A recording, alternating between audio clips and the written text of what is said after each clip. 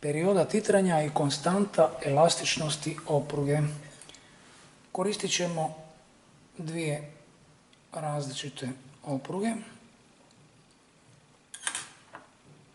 i samo jedan uteg. Prvu oprugu ćemo uvjesiti na kukicu ispred mjerila.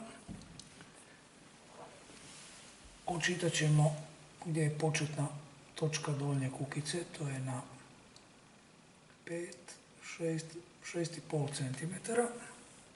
Uvjesit ćemo uteg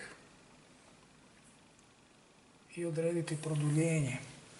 Sada se nalazimo na 11. Znači odredimo produljenje.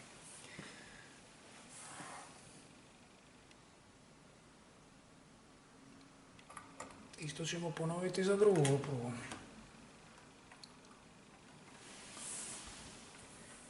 Znači donji dio opruge se nalazi na 9 cm. Uvjesit ćemo uteg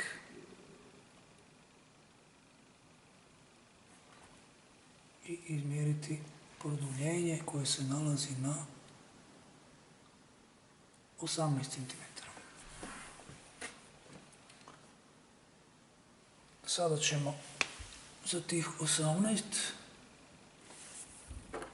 oprugu napeti na 19, 20, 21 do 3 cm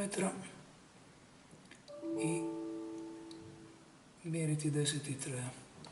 3, 2, 1, 0, 1, 2, 3, 4, 5, 6, 7, 8, 9, 10. 6 sekundi, 25 stotinki.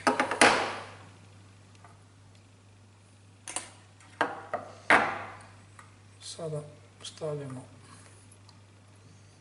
oprugu različitog koeficijenta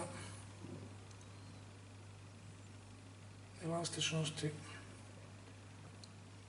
uvjesimo uteg, znači nalazimo se na 11 cm, 12, 13, 14,